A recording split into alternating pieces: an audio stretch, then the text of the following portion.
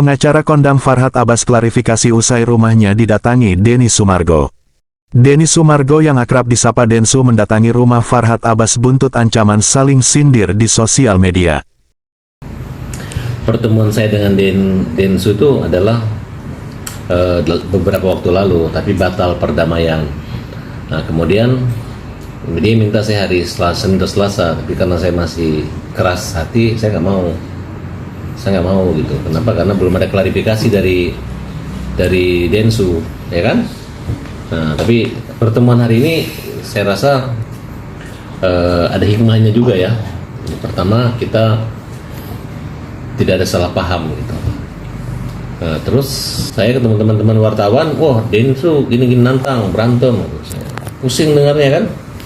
Emang hari gini mau nantang mau berantem gitu, emang zaman purbakala. Kemudian kami jelaskan gitu bahwa ada kalimat 2 PKL pukul dan hajar itu gitu. Nah, kemudian dia mengatakan akan menyerahkan dirinya untuk dipukul dan dihajar, dan dia tidak akan melawan dan tidak akan pasrah saja gitu. Nah, kemudian dia WA, saya akan ke rumah Anda minta alamat Sherlock ya, karena saya diminta, saya nggak nanya mau ngapain lo kan, saya kasih alamat gitu. Terus jam berapa mau datang, dia bilang on the way, ya saya juga on the way, saya duluan sampai rumah saya sholat. Nah, kemudian dia WA sebelum sholat gitu, habis wudhu saya lihat saya udah di depan, oh silakan masuk mas gitu.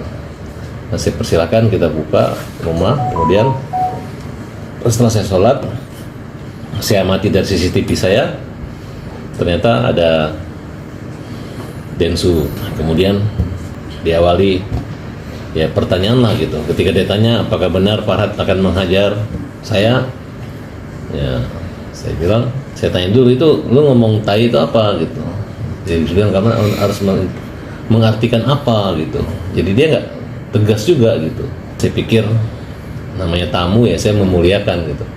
Saya berpikir arahnya positif aja. Kalau saya artikan benar juga sih, kayak misalnya tiba-tiba ada wanita mengatakan aku mencintai Farhat, terus saya artikan tai aja kan bisa juga ya. Kalau mau gitu-gitu, kita kan bermain kata. Kok kamu pakai tai? Itu kan tai bahaya gitu. Misalnya aku adalah ketua umum partai gitu kan, tai gitu kan. Nah, tapi saya bilang, tahu nggak dampaknya? Dengan lu ngomong tai gitu, aku diajak orang digiring, lu terlalu berani bilang gua ini tai gitu. Ya, tapi lu juga bilang gua nama dia. Saya nggak pernah bilang namamu tai, saya hanya bilang ku panggil tai aja, yang mau bilang suka bilang tai gitu kan, berarti nggak ada marah dong gitu. Nah, jadi saya tidak pernah secara terang-terangan menyebutkan atau menghina dia gitu, tapi kalau dia terang-terangan menghina saya. Oleh karena itu, dia minta menjelaskan bahwa dia orang Makassar, ada siri gitu, harga diri gitu. Saya bilang saya juga orang Bugis. Ya, kalau kau bilang tai juga, ya saya juga marah gitu. Kalau di pikiranmu tai itu kotor, saya juga marah gitu. Sekarang kau bilang tai kotor aja, nggak usah saya pukul, saya laporin kamu gitu.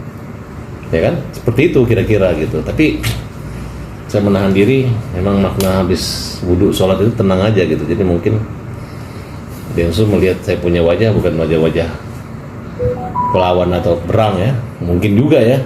Itu kebetulan bertepatan waktu habis sholat saya datang turun. Ya memang saya sudah mempersiapkan pakai celana training, ya mungkin pakai baju lebih sopan rapi. Ya saya khawatir awalnya saya buka semua cincin dengan jam saya, takutnya terjadi apa-apa kan, soalnya Densu ini badannya besar juga kan. Kalau saya pukul dia KO, ya mungkin dia KO. Tapi kalau dia mukul saya KO kan, ntar ya nggak ada masa gue jangan adu cincin gue, jangan adu jam gue, betul nggak? Nah, akhirnya, tapi saya berpikir nggak mungkin lah, nggak mungkin orang penjahat aja datang ke rumah kita mikir untuk macam-macam kan, apalagi saya ada wartawan. Ya udah, saya pakai rapi, pakai bando. Nah, mungkin dikira perempuan ya pakai bando. Akhirnya ngomong, dia minta izin untuk diambil podcastnya juga, ya silahkan aja gitu. Jadi nanti bisa dilihat apa keterangan gitu. Ya kalaupun saya diam, bukan saya takut atau bukan saya merasa, ya memang itu memang pembawaan karakter saya, apalagi saya menghormati orang yang datang ya bertamu, dan saya anggap ini adalah rezeki dan rezeki pertemuan silaturahmi malam ini gitu. Sampai di sana klarifikasi, saya bilang hajar. Kalimat hajar yang saya katakan itu kan jelas-jelas saya bilang kami punya LSM hajar kan. Hajar itu artinya apa? Hukum jamin rakyat. Kemudian pukul itu dari kalimat PKL. PKL itu artinya pembela kaum lemah. Pukul gitu. Makanya Agus kalau teriak sekarang selalu teriaknya hajar pukul gitu. Nah, jadi begitu dia mengerti, oh itu berarti Farhat tidak jadi menghajar saya. Memang nggak mungkin lah, saya kan orang hukum. Kenapa saya harus hajar mukul orang? Ini kan bukan zaman purbakala gitu. Nah, jadi plong gitu. Karena juga kalau Denny Sumargo tidak ketemu saya, tidak menjelaskan, kan nggak enak juga kalau orang, ntar gue dipukul, gue dihajar, kalimat kata-kata nggak bisa tidur kan. Memang cara yang paling tepat itu adalah dia datang saya menanyakan gitu. Walaupun Denny Sumargo memberi kesempatan saya untuk memukul dia nggak akan perlawanan, ya saya nggak mungkin mukul orang gitu kan. Betul nggak Mas? Mungkin kalau zaman saya masih di bawah 17 tahun, namanya anak kecil pukul, pasti pukul. Kita pulang muka kita berdarah, orang tua kita marah, tapi wah ini anak berani kan, kira-kira begitu. Memang dari kecil saya memang dulu nakal, suka berantem. Tapi saya berantem bukan ngusik orang, saya membela teman-teman saya yang dipukul. Kalau saya dengan teman berteman, tiba-tiba teman saya ini mukul orang, saya bisa mukul teman saya yang mukul orang gitu. Jadi saya dulu bukan termasuk orang yang ganteng-ganteng banget, karena muka saya dulu penuh cakaran. Kalau masih anak kecil kan cakaran badan saya. Pokoknya kata ibu saya bandel dulu.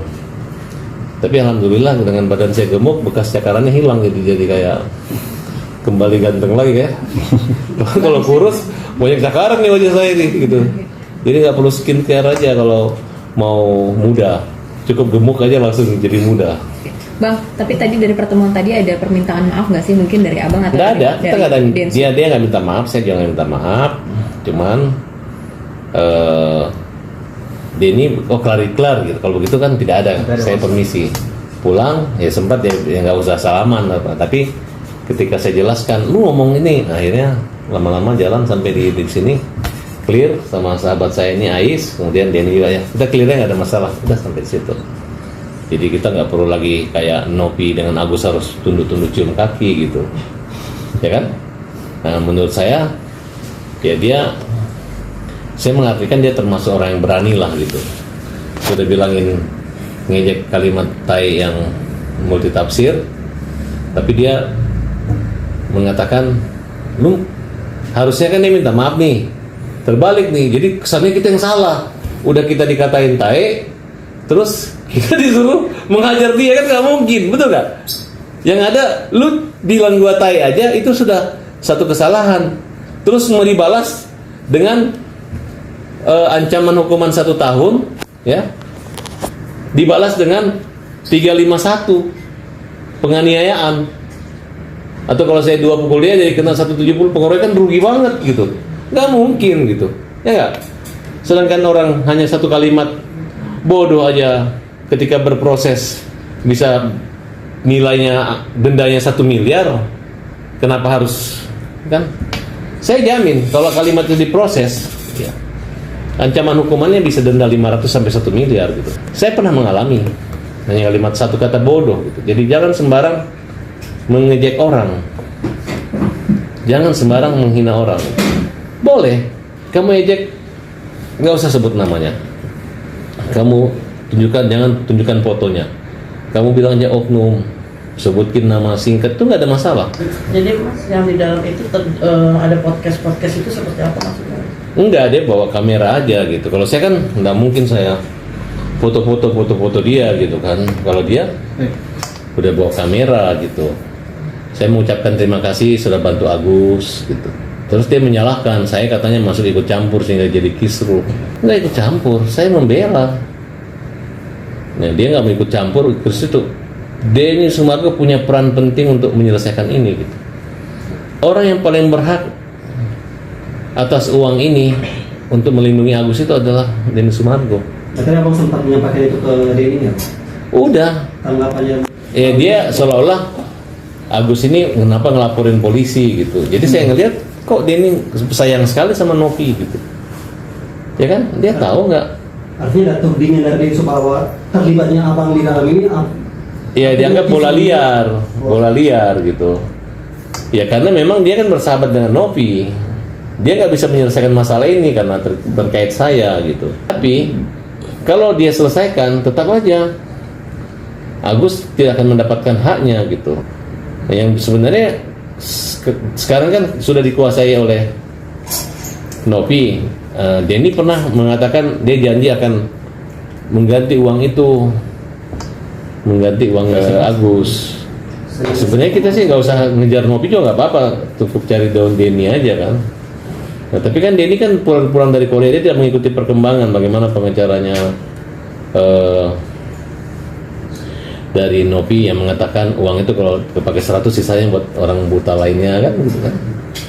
Itu kan cara-cara provokasi, mulai mereka menggiring kan bahwa ini untuk berobat gitu. Padahal kalaupun berobatnya selesai kan bisa jangka panjang, bisa untuk dia bisnis, bisa untuk makan dia, atau mungkin didepositokan uangnya buat dia, tergantung dia lah. Kalau diuntungkan bisa beli rumah, tapi toh nanti akhirnya dijual, mending dia kira-kira hidup berapa tahun lagi. Sekarang misalnya 40, 30 kalau tahun lagi, berarti kalau 1 bulan 2 juta atau 5 juta, satu tahun 60 juta, 10 tahun 600 juta, berarti 1,2 miliar bisa 20 tahun gitu, ya kan? Nah, jadi gitu aja hitungannya. Jadi jangan dia digiring, diejek bahwa uang ada kok BPJS, jangan begitu gitu. Sebenarnya dia ini orang baik. Saya juga nggak nyangka sampai dia membuat para datang hajar, nggak enak, saya nggak asik gitu.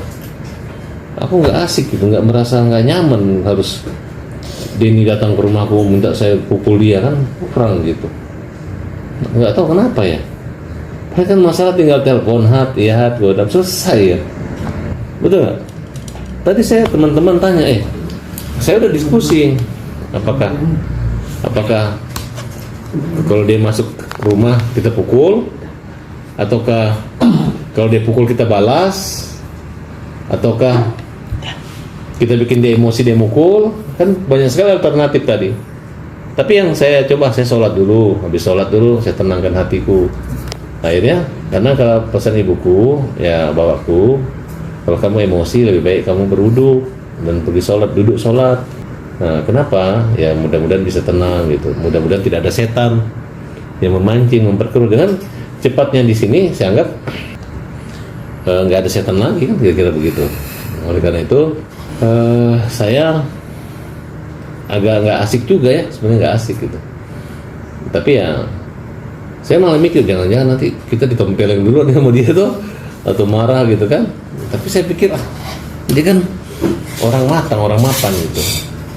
Sebenarnya nggak perlu gua mukul gini. Saya malah menggambar, malah teman saya nakutin bahwa Denny orang Makassar mau satu badik, mau bawa badik, bahaya nih. Ini kalau kurus sedikit mungkin nggak tembus badik, ini gemuk ini mudah nyobeknya ini kan. Terus apa saya bawa badik juga kan, betul nggak? Ya pokoknya udah pikir tuh nggak enak gitu. Ya tapi saya bilang nggak, masa gua nggak datang, dia udah datang, gengsi dong gitu kan. Nah, saya bilang Denny ke rumah Farhad Abbas bukan untuk silat, tapi silaturahmi, betul nggak? Bukan mencari niada niati, tapi mencari damai. Cari damai, bukan cari dani, tapi cari damai, kan betul nggak? Nah, kemudian kita nggak bicara panjang, dia bilang selesaikan urusan dengan itu. Dia permisi tadi.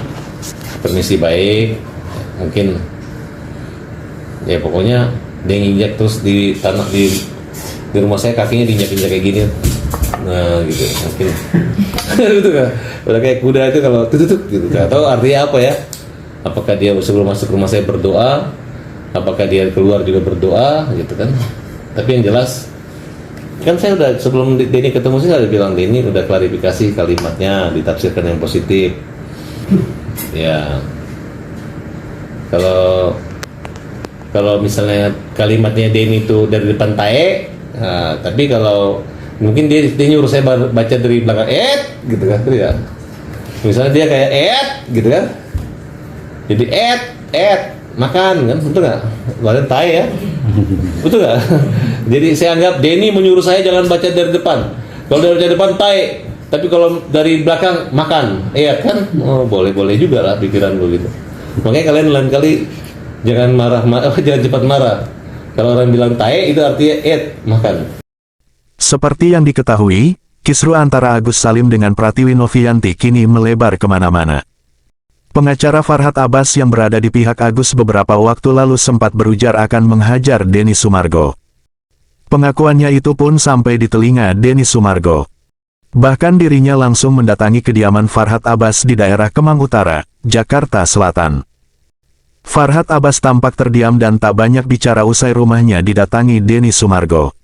Farhad beralasan, kata hajar yang ditujukannya untuk Densu bukan merupakan arti secara harfiah.